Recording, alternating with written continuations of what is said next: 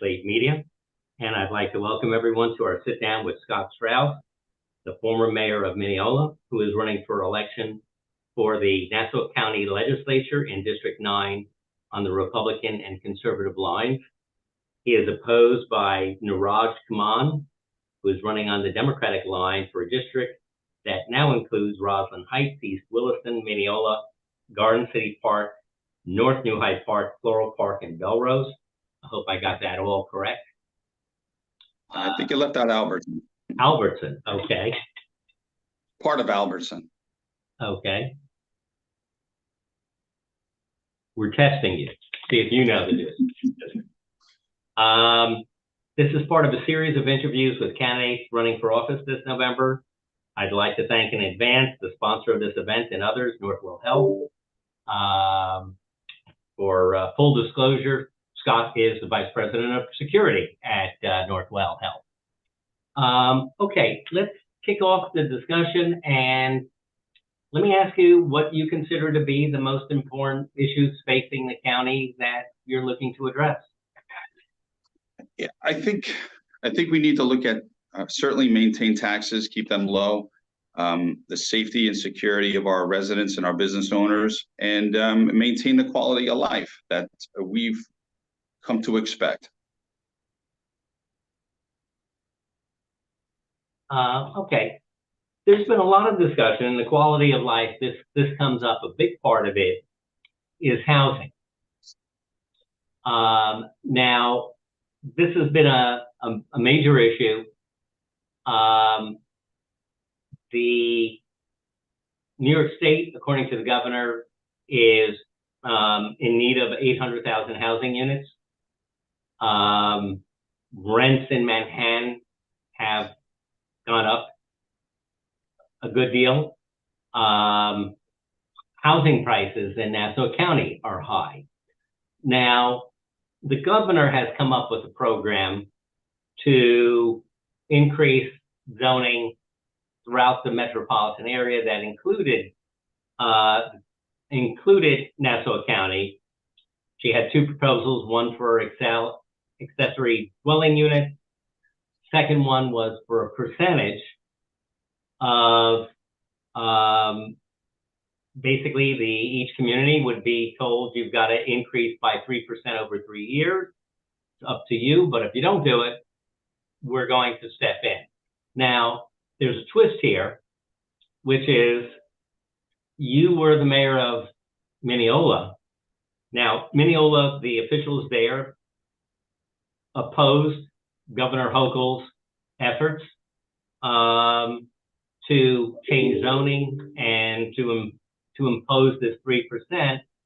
You're in a kind of different situation than just about everybody else, at least North Hempstead, in that you were mayor of Mineola, and the village of Mineola came up with a plan that actually increased housing a good deal with transit-oriented development. So can you talk about what is it that Mineola, that you, and I know that this was something that was done in a couple of administrations and involved a lot of community input. What was the key to Mineola succeeding in areas where there has not been that much development in many other places? Thanks, Steve. I think it has to do with, it's been talked about for many, many years. When I came in to being mayor, we were presented with several very good projects. And the reason why they were good for Mineola is because they're right around the train tracks, as you mentioned, transit-oriented development. Our train area, our train station, our downtown area, our community along the tracks where these buildings went, there's no residents there. You can't say the same for everybody else along the main line or any branch of the Long Island Railroad. So what works and what has worked and continues to work in Mineola may not work in other communities. We're fortunate also, although some residents will tell you that we're unfortunate that these buildings were built because there wasn't 100% agreement on it. but I could tell you that it worked in Mineola.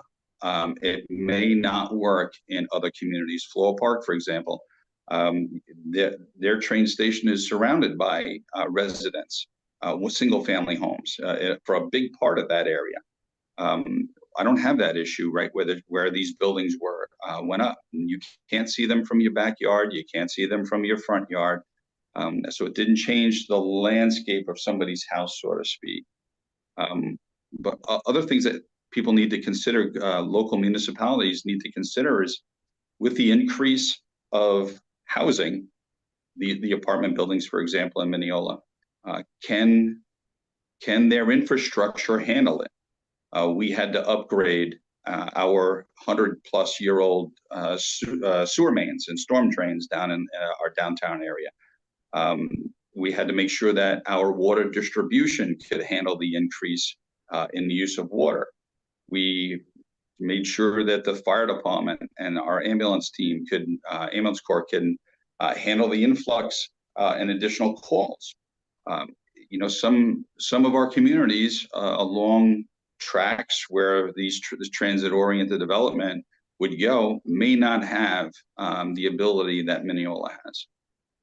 So, but you also, you mentioned one thing, it wasn't unanimous that in terms of the support, it was a consensus. So how did that come about, and how did you weigh the people? Because on some occasions, you build almost anything in Nassau County or almost anywhere, particularly Nassau County, you go into Queens, it's the same thing. There's going to be objections. So how do you then weigh there's the heckler's veto, that one loud person who can nick something that a lot of people support on. So how did you guys come about making that that decision? How did you develop the consensus and decide to go with the consensus? Because you had some opposition one of the times you ran, because of the decision that was made. Yeah, I certainly did, and obviously I won, so I had the support of the community behind me. But the decisions with those buildings were not easy, and they still aren't easy with I keep calling him Deputy Mayor, but Mayor Paul Pereira. He's has his challenges as well. It wasn't easy. We had many reports done about how many school children, what would be the effect on schools, what would be the effect on traffic, what would be the effect on traffic if it was a healthcare building rather than a residential building. If you go to the doctor's office, if anybody's got children or had children, there's constant change of people, in that building. So if you have, and we have medical offices in our building, in our community in Mineola.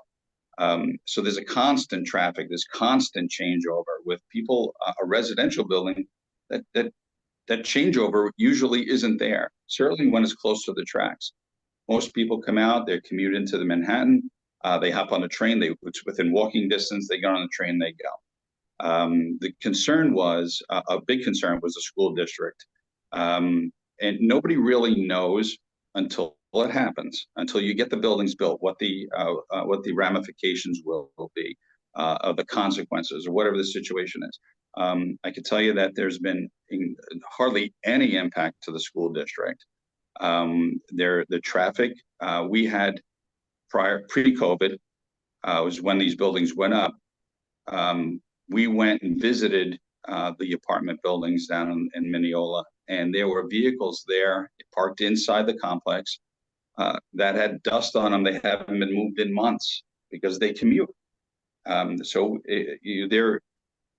People don't like change for the most part. You have to be willing to gamble and take the risk, but you have to do your homework.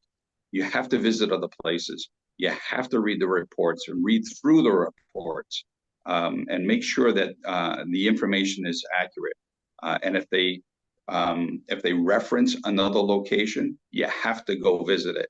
I was very fortunate to have, as mayor, the team that I had on the village board from my 4 terms.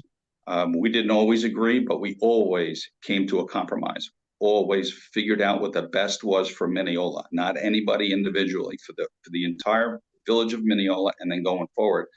And with Trustee Dennis Walsh, he would go and he would visit a place in the Manhattan. He would visit a place in Queens. He would go all over if it was referenced somewhere.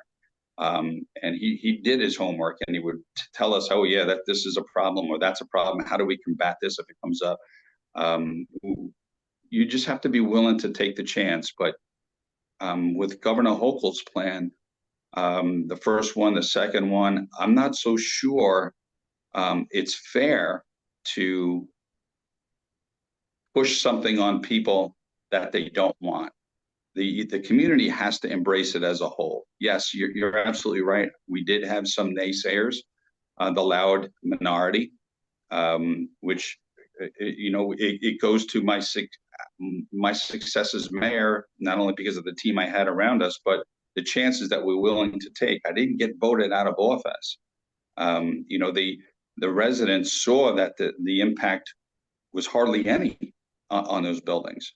So if it was a massive impact and the schools got crushed and the traffic was absolutely horrific, it's the LIE on rush hour, they would have tarred and feathered me, and rightfully so. But it didn't happen. So you have to be willing to take the chance, but work with the communities. And I think if elected, I could be a resource to the communities, not only the ones that I will hopefully represent, but anybody else that's considering development in certain areas of their community. We've been very successful in Mineola, and Mayor Pereira is doing a phenomenal job taking that forward. Right. Taxes. You mentioned keep taxes low. Now, there has been conversation. There's also the issue, there's taxes and there's assessments. And most people agree that we have, or many people agree, that there is a broken assessment system, that same home have different values a lot of times because one person decided to grieve their taxes and were successful, the other one didn't grieve it. And there's disparity. Going back to when Ed Mangano was county executive during his 8 years, no reassessment. Laura Curran did it. There were changes made, controversy. She stopped after 2 years and was frozen. It's been frozen now. Bruce Blakeman froze it his first year and his second year. And people do assessment. Now, my question is doing a reassessment a tax hike?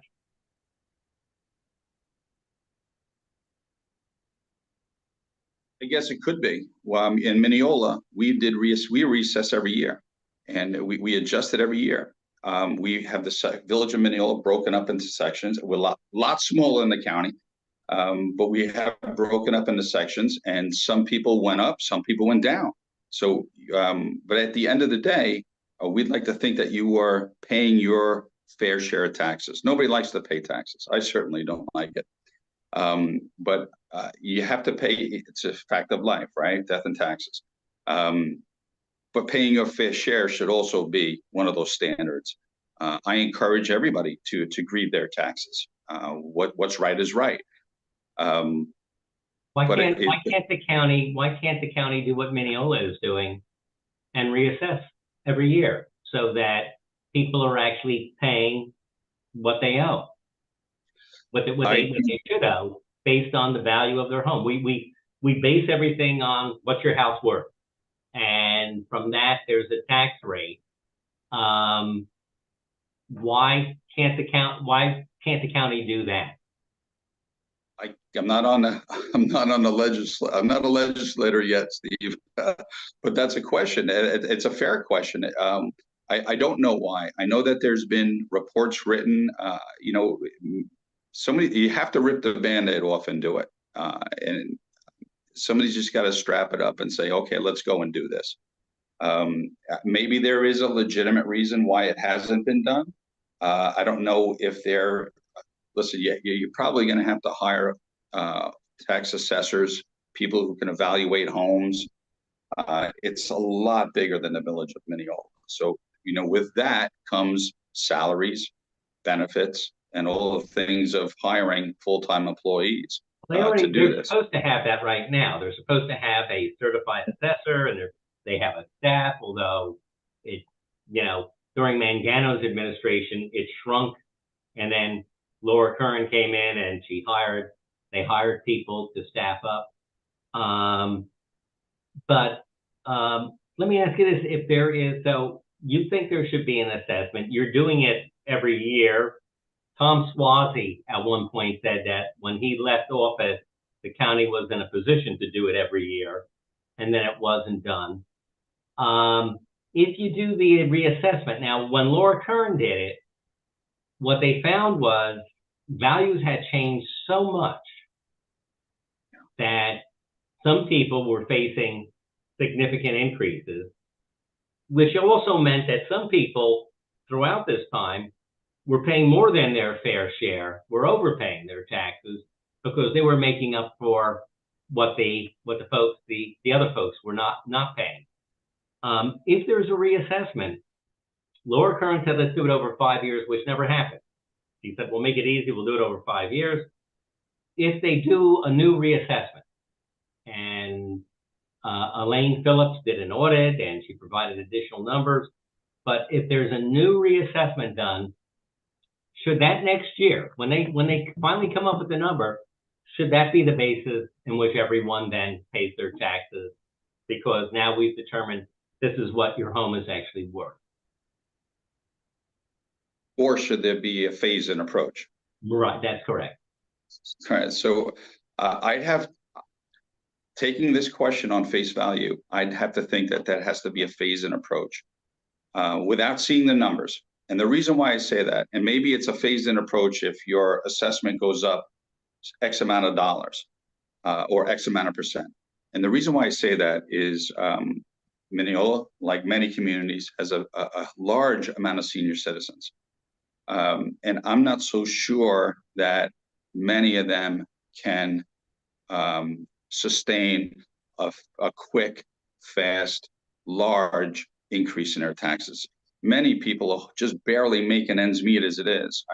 When I was the mayor, any financial decision I made that would impact our residents, I thought of my grandparents, who the only thing they had was Social Security. My grandfather didn't have a pension. He came back from the days of, you don't trust banks, and, he put very little in the banks. He wasn't making that much money. So all they had was their Social Security. And it was heartbreaking to see my grandparents turn the thermostat down, wear another jacket, worry about going to one store because bananas were 3 cents a pound cheaper. That was troublesome. So when every financial decision I made, I thought of how it would impact my grandparents, and that's what we all have to do. How will this impact the people who may not be able to afford it? You could be house rich and cash poor, and you don't have to be a senior citizen to be in that situation. And that's another thing that needs to be looked at on whether the decision needs to be made about doing an assessment right now. The housing market, as you mentioned, is crazy. I can't believe that the houses in Mineola and the surrounding communities are the prices that they are. They're astronomical. When just a few years ago they were half the price. Maybe 6 years ago they were half the price. So it's very difficult to purchase a house in Nassau County, whether it's Nassau or Suffolk. But with that being said, if an assessment is done, it needs to be looked at as to why. If an assessment is done, then we need to come to an agreement as to how to implement any assessment tax value increase to some of these taxes, and take those things into consideration. You have inflation, you have the incredible high interest rates for a mortgage. I don't know how younger people can do this to buy a $700,000. We're going to phase it in. You're going to phase it in, but what about the people who, and this could be younger people, older people, who haven't grieved their taxes. And as a result, they're ending up paying more than they should pay. Because incidentally, you're inheriting the question that I used to always ask Rich Nicolello. So I think in order to run in this district, you have to face this question. What about the people who basically since 2010 have been overpaying their taxes? And some of these are going to include the people who are older, and some of them are going to be just people with new families who are also struggling to make ends meet. What do you do with those people who have been overpaying their taxes all these years? So again, I encourage everyone to grieve their taxes, everyone to grieve them. And if they're successful, that's fantastic. You don't have to go to a company to grieve them. You can do it yourself. It's not I haven't done it. It's not the easiest thing to do from what I understand, but it's not that difficult either. So I recommend everybody grieve their taxes. And you're right, it is a double-edged sword. You know, do you assess or you don't assess? Because there's people affected on both sides. So I think an assessment needs to be looked at. And again, the phase-in approach needs to be considering on both sides. After a certain, if your taxes, I'm going to make these numbers up, Steve. If your assessment goes up 10%, you have to pay 10% more taxes. Well, maybe that's phased in. But if it goes up in only 3%, then that's not phased in. And if you drop 10%, maybe that's that's a quick hit. You drop 10% right away. That's not phased in. But then you have to take into consideration the impact on the budget and who's going to make up that money. If you're going to phase in a 10% increase and not phase out a 10% decrease, well, where's the difference of money coming from? So Right. There's a lot to consider. It's just not an easy, oh yeah, let's just do it and do it. There's a lot of things to consider and a lot of comments to be heard and suggestions. And we should really sit and hear all of them and figure this out because it's got to be done. You'll never get to the finish line if you don't start walking. Okay. Taxes, you mentioned also to keep taxes low. County Executive Blakeman campaigned that he was going to cut taxes $128 million. This year's budget, he's keeping taxes flat, but he's not having a tax cut. And Democrats in the legislature said the county executive should live by his promise. He should keep the campaign promise and cut taxes.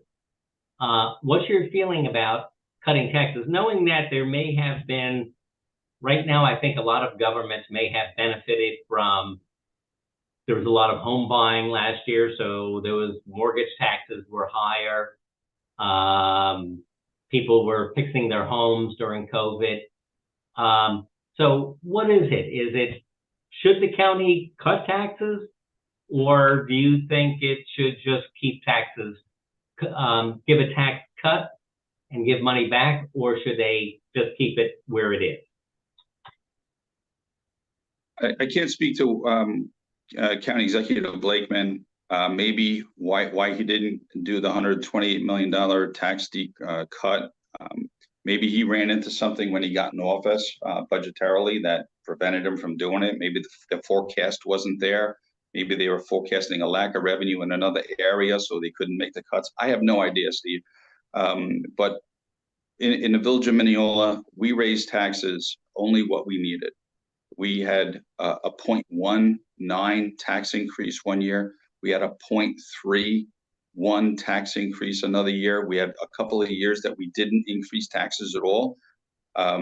If you need to raise taxes, you need to raise taxes to provide the services, not to fill the bank account. It's recommended that you have X amount of X percentage of your budget as a contingency. Once you hit that, then you should give it back to the residents and the business owners and make sure you only collect what's needed. But with that being said, if you're planning on doing something in the future, a large project, and you don't have the revenue or the budget line, budget amount for it this year, well, maybe you need to start to raise taxes to make sure you have that set aside.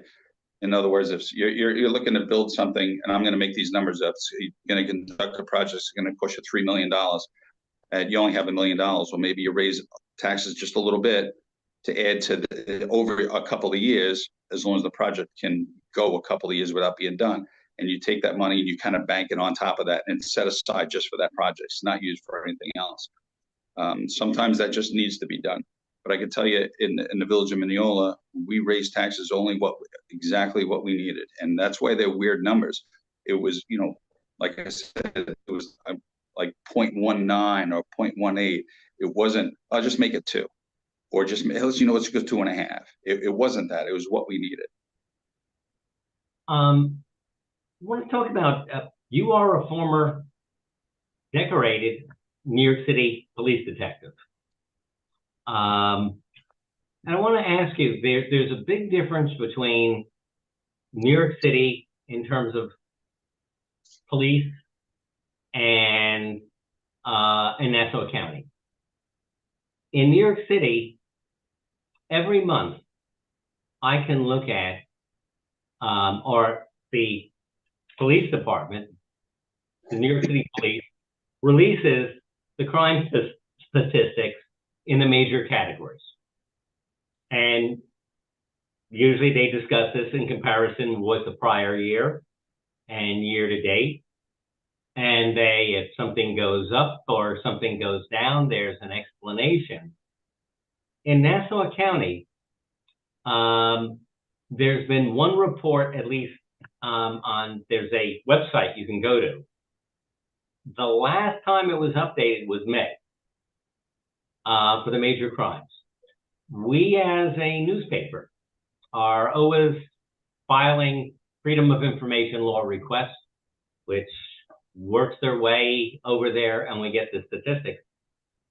That would seem to be a useful tool for people to judge how the police are doing. If they're doing well, if they're doing poorly, at least the public is aware and they can either give an attaboy or say, what are you going to do to address this increase?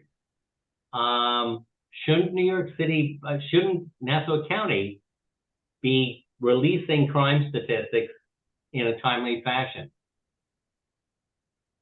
So you mentioned that we could see if the police department's doing great or doing poorly. I don't know if it's the police department that's doing poorly. It just might be the increase in crime. There's the whole decriminalization issue we could get into or not get into.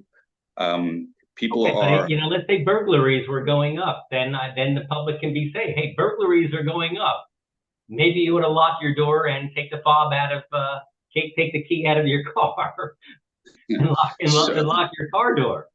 And I can see the Nassau County Police Department is doing exactly that. They have the signs out. Hey, take your keys out. They put it out in emails. The 9 p.m. check. Did your car lock? Blah blah blah. Your windows. Blah blah. All of these things. So they are being proactive.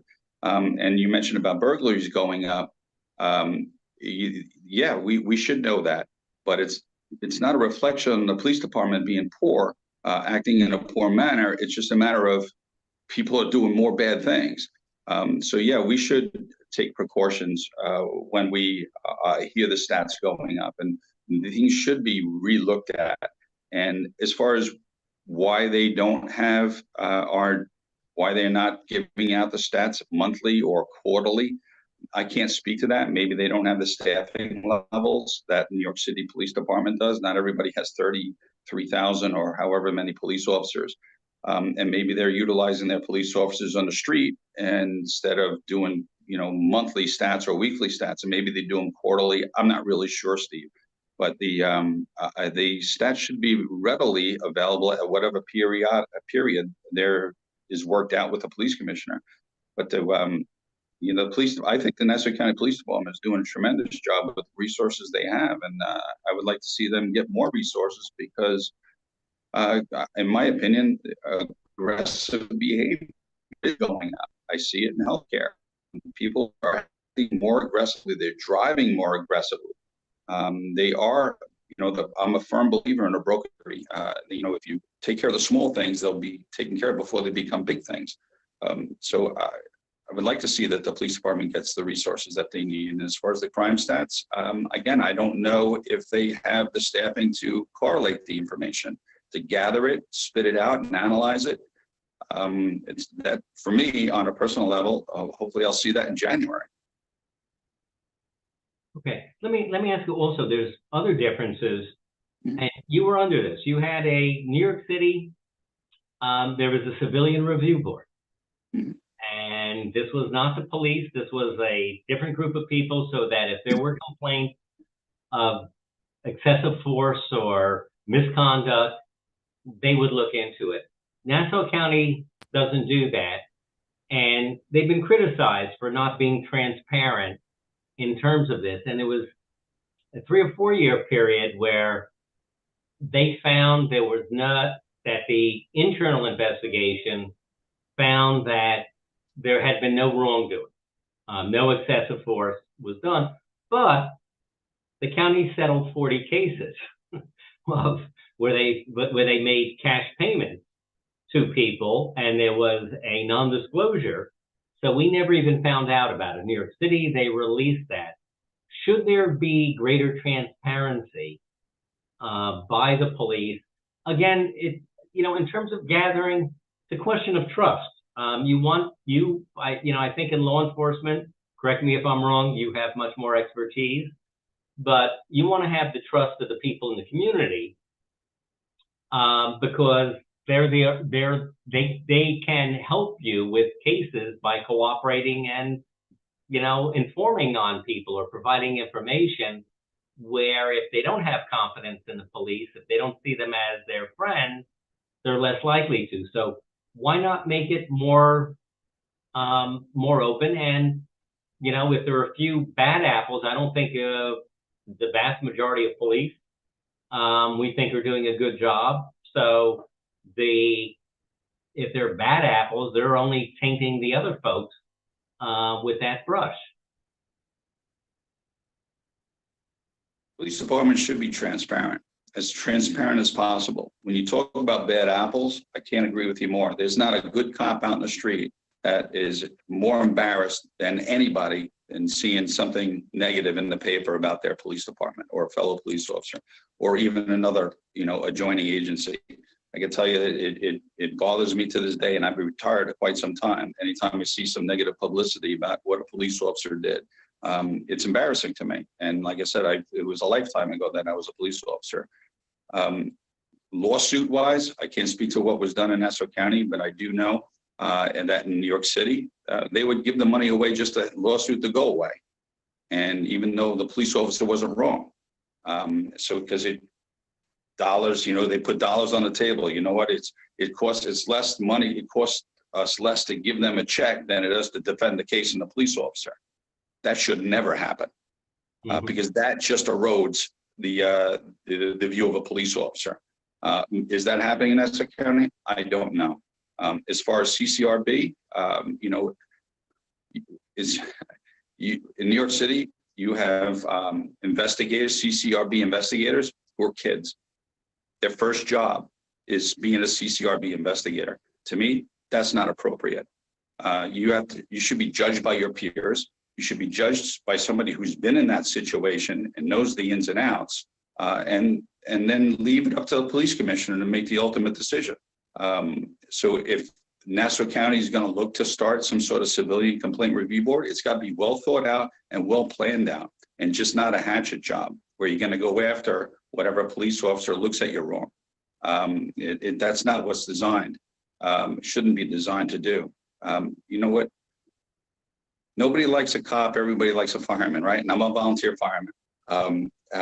So what do parents, I don't know if they still say it because the world's upside down right now, but I could tell you when I was, in the street, so to speak, the parents would say, be walking their son down or their child down the street, say, if you don't behave, that policeman's going to arrest you. Really? So we're getting a bad rap right off the bat. I think if you're a civilian complaint review board or something along those lines needs to be well thought out and well planned and well executed. You just can't say, okay, let's hire a bunch of people to ask cops questions and who they know nothing about the situation. They know nothing about the incident. They know nothing what it's like to be in the shoes of a police officer, making a decision on whether or not they settle or sue or they get 15 days loss of pay. That to me is unfair. All right. In addition to housing, there's a big issue, and this is particularly in New York City now, but it's the housing of migrants. Now, these are people who are, we're not talking about illegal. They are people who are asylum seekers who may have walked thousands of miles from Central America to the southern border. They're entitled to come in under those bases. Now, Congress has a system where they can't work for 6 months. There's a backlog of determining whether someone actually meets the criteria of being a legitimate asylum seeker. But we have all these people who are now in New York City and other places with no place to stay. New York City has got 60,000 in the shelter. The mayor is now talking about putting them out in 60 days. People say, what about kids going to school? Should Nassau County be taking in, sharing the burden? And apparently, New York City has this sanctuary law that they will provide shelter to anyone who needs it. New York City has asked for help around the state of New York for people to come in. There has not been federal dollars allocated, but should people just take it in on the basis of on a humanitarian need? The borough president of Queens has suggested Nassau Coliseum might be a place to put beds and put there. Should Nassau County take in some number to alleviate, to do its share in dealing with the crisis? That's a lot of question. And Steve, are they truly asylum seekers, or are they just taking advantage and coming across the border? That's another topic, right? If you look up the definition of asylum, are they seeking asylum? Are they oppressed? Are they or are they just coming across the border? With that being said, or regardless, the question is whether Nassau County should take in, relieve some of the people that are in New York City. Right. Allegedly, we have a housing crisis. So where are people going to stay? Where are we going to house them? You talk about Nassau Coliseum, Open Nassau Coliseum. How are the asylum seekers going to be fed? How are they? What resources are we going to allow them? All this, and I don't want to put money on people's lives, but at the end of the day, we talked about taxes and the cost of residents, older and younger, not being able to afford to live in Nassau County. And now we're going to ask them to shoulder a burden that the federal government should have had a plan for. If you have a crisis coming up and you know it, and it should have been addressed right in the beginning of it. What's your emergency management plan? How are you going to feed resident asylum seekers? How are you going to clothe them? How are they going to bathe? How are they going to go to the bathroom? Where are they going to work, or where are we going to house them? But instead, it seems like they're just coming across the border into the lower states, and they're being overrun. And New York City took in X amount of tens of thousands of them. New York City didn't have a plan. They were putting them up in hotels at allegedly $12 billion cost. But this goes back decades. This is the federal law that says you can come in for an asylum seeker, and international law. Both of them say if people are fleeing for their lives from something, they're allowed to go into the country. You can say that should be checked more, but they're here. So is there and I understand it's complicated, but shouldn't the places other than New York City take on some of that responsibility and do whatever they can for some number of people? If the federal government's going to pay for it, yes. But they're not. Okay. So Steve, so this is, you just let them sleep on. You let them just sleep on the street. No, Steve, this is not it. We have to stop them from coming in. We have to stop the asylum seekers from coming in. You can't, under international and U.S. law, you cannot stop them from coming. You can do a better job screening. You can increase that. You can let them work. But by law, they can come in. Okay. This is law that's been on the books for years. This is not a Nassau County issue, but you said exactly right. And I agree with you 100%. They should have had better screening. In other words, the federal government should have had a plan. When all the people, the millions started to come across the border, they should have said, whoa, let's start to screen people before we take on the burden and throw it on the backs of the taxpayers. Maybe we should start to screen them more. Make the investment there instead of trying to figure out what we'll do with them 3 weeks in. You have children, you have elderly parents, you have young parents, you have all walks of life who are in terrible straits, in terrible conditions, because the federal government didn't do what they should have done and control this coming in. If you want to let 1 million people in, then the federal government should have been the ones who came up with a plan. We're going to put people here, we're going to put them there. This is how we're going to assimilate them into the community, but they didn't. Now they're just overrunning New York City, apparently, and Mayor Adams welcomed them in the beginning. Now, not so much, because he's got to pay for it. Well, if the federal government didn't have a plan and they want Nassau County to come up and help them, help us pay for it. Help us manage it.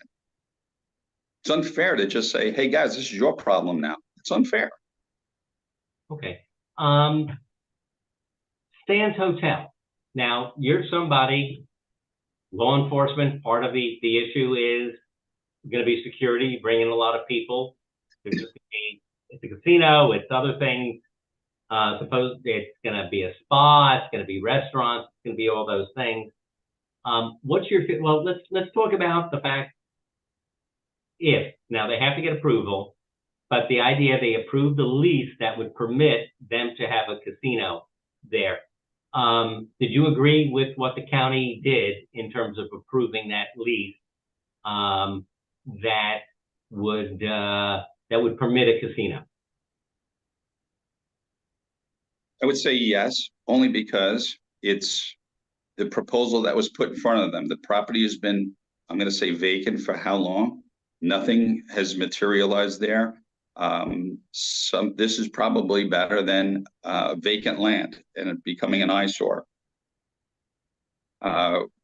Regarding crime in the area, was Jake's 57 or 58, whatever the name of it is. Has that seen an increase in crime? I know you probably say, well, I don't get the stats from Nassau County. So I don't know what that is. Was there an increase in traffic? Go to the places that have done these recently and see what the impact is. So I'm assuming that the Nassau County legislators did their due diligence and decided to go this way. Okay. Climate change. Now, do you believe that there is man-made climate change and we're seeing a change in conditions that would require that we prepare for more intense flooding and more intense storms? Yeah, I got to say that humans are damaging the atmosphere and the environment. You look at some of the third world countries and what they're doing to the environment. You look at the United States, we have incredibly strict environmental laws. And we're probably the strictest in the world, I would venture to say. I don't know for a fact. We have very strict laws, and rightfully so. The 100-year storms that used to come around 100 years come around like every 5 minutes, it seems like. We in Minneola. Nassau County, are you satisfied that Nassau County is doing enough now to prepare for these storms and the flooding that we're seeing? I would have to say that they are doing the best they can without having the intimate knowledge of everything that they're doing, just sitting out as mayor. I would say that, take my mayoral point of view, I'd say yes. And the reason why I say that is we had a very bad flooding, two very bad flooding situations in Mineola. One was on the eastern border, right on the border of Carl Place. And through the great work of Rich Nicolello and Viviana Russell, who was a county legislator at the time representing Carl Place, it incorporated the town of North Hempstead. It involved the county, involved the village. The three municipalities came together and we solved the problem. And it didn't even have to be a 100-year storm. Down on Bruce Terrace in Mineola, the houses were getting flooded out almost every other month. It was horrible. And when we were getting heavy rainstorms, I would physically go down to there during the rainstorms. And one afternoon, I was standing on a gentleman's front porch, front steps, as the water is coming up because of the flooding issue, and it's coming up his driveway. And he's like, "Mayor, what are we going to do?" I said, "Well, I can't stop the water, but if it goes in your basement, I guarantee you, I'm going to help you clean it." And I did. And I went home and I got my shop back, my wet back, and I was down in their basement. I went to another basement and we were doing it, moving furniture. Mother Nature's a powerful lady. So with identifying the problematic areas and putting resources to that, resources meaning finances, and that causes budgets, and that causes a rise in an increase in taxes, possibly, depending on the situation where it's allocated. But for the village of Mineola, that was taken care of. It took us a couple of years to get, the three pieces together, the three municipalities, but it worked. And I'm going to jinx myself, but there hasn't been a flooding in many, many years there. And another problem is down by by Chaminade, Jackson Avenue School, the middle school, Memorial Park, where the village put in $2 million to renovate that park. We put a beautiful amphitheater in. And we have summer concerts there, but it backs up against the catch basin. This catch basin continually floods. And, I'll plug him again, Rich Nicolello, and he would get DPW down there to clean that catch basin out, because it would just flood the park. It would flood the houses. It would go up the steps of Jackson Avenue School. So if we identify the problem of flooding and we could put resources to it, we need to. These 100-year storms are coming in way too often now. And I can remember as a kid, we would get feet of snow, and it would last forever. I'm sure you can remember the same thing, Steve. Piles of snow. Now we get, 3 inches, the world shuts down. But, I don't, so is it climate? Is it the world rotation? Who knows? But we're here. We need to put resources to the flooding, the flooding conditions in the county, without a doubt. And maybe it's infrastructure. Maybe the pipes aren't big enough, to get down to Oceanside, out to the ocean. But that's massive money. We've seen some large political changes, so I have been asking the question in terms of just the view of national politics. Did Joe Biden win in a free and fair election? Overall, I'd say yeah. Are there things that went wrong in that election, like every election? Of course, right? The old adage is, vote early, vote often, right?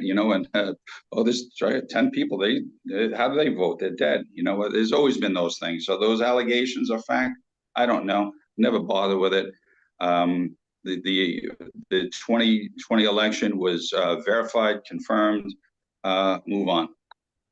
All right, let me ask the question that Fox News asked presidential candidate, Republican candidate. I'm not there yet. Go ahead. Would you vote for Donald Trump if he was convicted of one or more of the crimes he has been indicted for? Is he the only guy that's running? Is the Republican candidate? There's still several candidates who are opposing him. I like Nick Haley, to be honest with you. There's a lot going for her. She's got some great opportunities, great ideas. She's got a persona that I appreciate. I don't think Joe Biden is the guy. But if it's Joe Biden and Donald Trump has convicted of one or more of the crimes, who would you vote for? You're going to hate this, Steve, or you're going to like it because it might give you good stuff for the paper. But if it was Joe Biden or Donald Trump, I got to go Donald Trump. Joe Biden, the world is on fire, and I got to believe that it wouldn't happen if Biden was not in there. And it doesn't necessarily have to be Donald Trump. It just can't be Joe Biden. But even if he's been convicted, now that's him convicted of a crime, including stealing nuclear secrets and battle plans with Iran. Steve, I don't know what he did, what he didn't do. He hasn't been convicted yet, and if he is getting convicted, I don't really know what those crimes will be or what he is going to get convicted of. But there's neither of those guys are clean, right? You read the papers just as well as everybody else, probably more. Neither of them are clean. Okay. A couple of other questions. Opioids and fentanyl. What should the county be doing that it's not doing? And there is money. There's a settlement with the drugstores and the pharmaceutical companies. Some of that money has been dispersed, something like 17 million, but a lot hasn't been. Is the county too slow in getting the money out and dealing with you're dealing with you're providing security for the Northwell Hospital, so I'm sure that there's a great impact on the hospital systems of all these people with overdoses. Yeah, we're opioid addiction, any addiction is just horrible. And we collectively need to provide the resources and the avenues of people to go down so they can kick the habit, to steal the phrase from several years ago. And it's not easy to do. It certainly isn't. And why the money that the county hasn't been distributed, I can't speak to that. I can say that hopefully when it is distributed, maybe they're vetting the right places to put that money.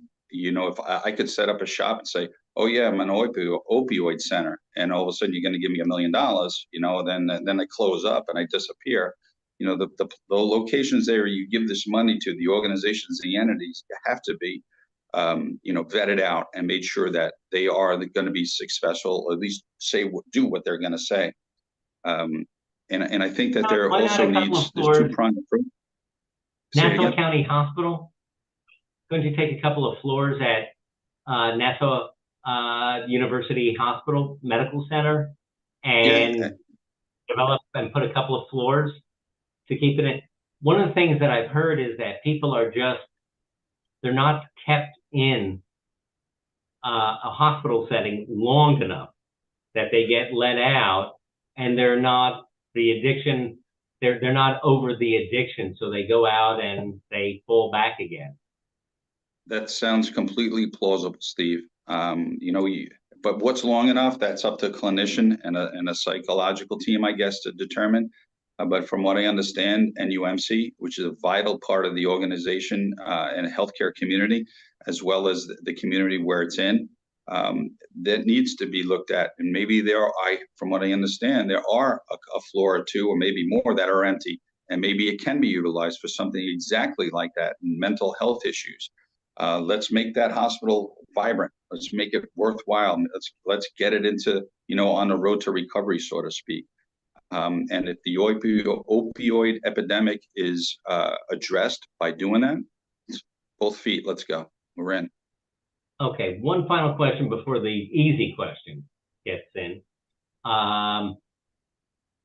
The Democratic chairman and the Republican chairman were supposed to have judges elected by the public, but the chairs of both parties have been cross-endorsing, which effectively settles the election before the voters get into the voting booth. Steve Ballone in Suffolk County says this is very undemocratic. Do you think that this should be settled by the judges should be picked by the Democratic and Republican chairmen. I don't know if they handpick it themselves. I don't know the vetting process of judges. Has there ever been a primary for judges? I don't even know. You know, how are any candidates? They're not primaries, but they're contested elections. And you don't have this thing where the two-party chairs get together and endorse, the same person.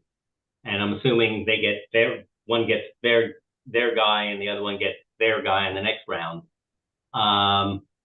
Shouldn't that just be left to the voters? Shouldn't the picking of the judges just be left to the voters? Let them nominate, and then the voters decide on who wins. Of course, but why are both sides agreeing to that? Like, why is it even being done? They have various explanations. Are any of the? I'm not going to let. I don't think there's a good reason. But they do present arguments for it. So, Steve, have there been any bad judges? Oh yeah, there have been people that have been selected who aren't who don't have law degrees. I don't know about when they've been doing cross endorsements, but it has happened where people have been selected. Although you don't need a law degree to be a Supreme Court justice. So somebody's been a judge that hasn't at a Nassau County that doesn't have a law degree?